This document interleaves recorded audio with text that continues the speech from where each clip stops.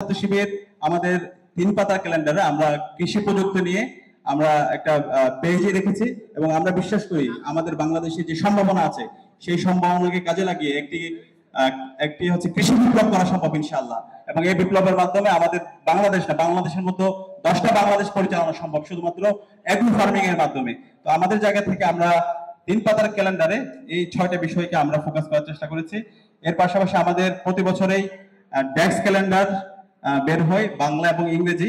সেই ডেক্স ক্যালেন্ডারে আমরা আমাদের বাংলাদেশের 12টি সম্ভাবনাময় খাত, সেই সম্ভাবনাময় খাতগুলোকে আমরা ফোকাস করেছি। এক্ষেত্রে কৃষি, আইটি, নবায়নযোগ্য শক্তি, ব্লু ইকোনমি যেটাকে আমরা সমুদ্র অর্থনীতি বলি, স্বাস্থ্য সেবা, জাহাজ শিল্প সহ মোট 12টি গুরুত্বপূর্ণ সেক্টর আরএমজি আমরা আমাদের ডেক্স ক্যালেন্ডারে আমরা ফোকাস করেছি।